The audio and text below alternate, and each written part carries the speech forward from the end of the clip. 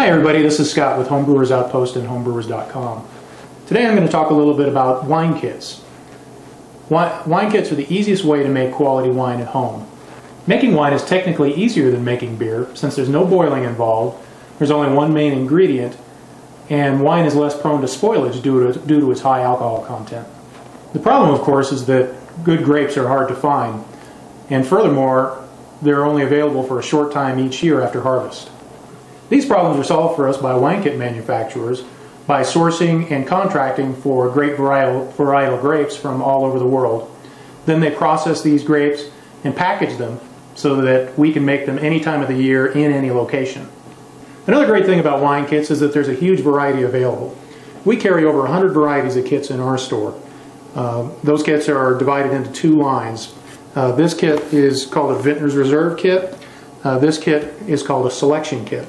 Now both these kits make 6 gallons of wine, which is about 30 750 milliliter bottles. The difference between these two types of kits is the degree to which the juice inside of them has been concentrated.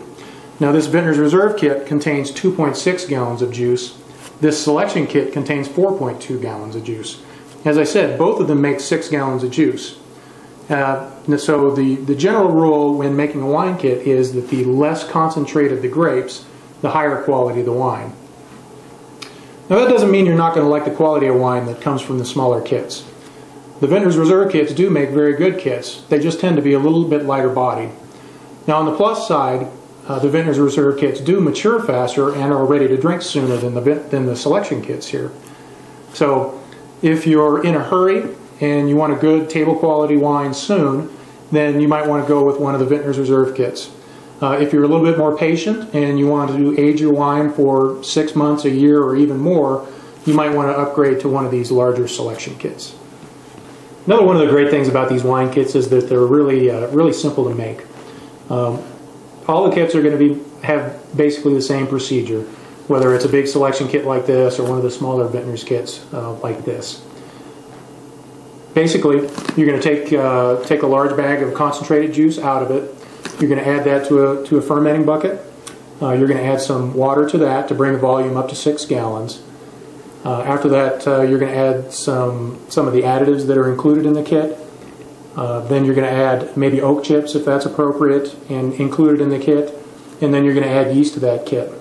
At that point, you're going to seal up the fermenting bucket, stick that bucket in a cool, out-of-the-way place in the closet, just as if you were making beer. And you're going to let that wine ferment for about 7 days. So after 7 days, the fermentation is going to be complete. You're going to check the specific gravity of it to make sure that it's complete. Then at that point, you're going to siphon it from the fermenting bucket into a 6-gallon carboy, either better bottle, plastic, or glass.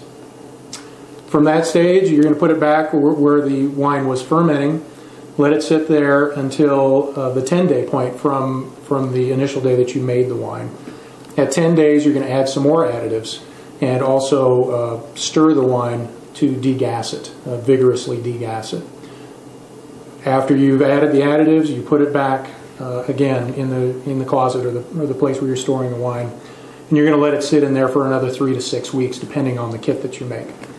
After 3 to 6 weeks, the wine's going to be ready to bottle. Now it's going to take you about an hour to put the wine in the bottles. Again, it makes about 30 bottles of wine. You're going to bottle the wine and cork it. Then you're going to, again, set the wine away to age for a little bit. Now, as I said, with the smaller kits, you're going to age for maybe 3 to 6 months. With these bigger kits, 6 months to a year is good, even more than that on some of the larger kits. Now, a wine kit is like any other wine in that it will benefit from aging.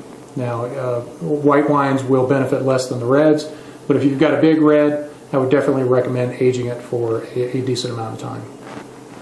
So all good wine kits are going to contain the same basic components. In front of me are the contents of this wine kit up here. This is a Selection limited edition wine kit.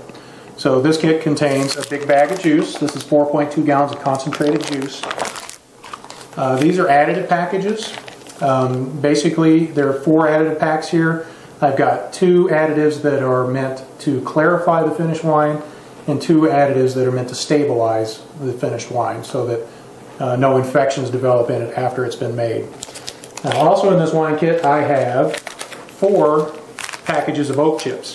And this particular one actually contains 2 different types of oak chips to add depth of flavor. Also, I've got a package of yeast. And finally, I've got step-by-step instructions. Of course, the most important question you probably want answered about wine kits is the wine that I make from a wine kit going to be any good? Well, each year, Winemaker Magazine holds a contest open to amateur winemakers all over the world. The contest is open to people who make wine from kits as well as people who make wine from scratch. And year after year, wine kits win dozens of awards as well as most of the Best in Show ribbons.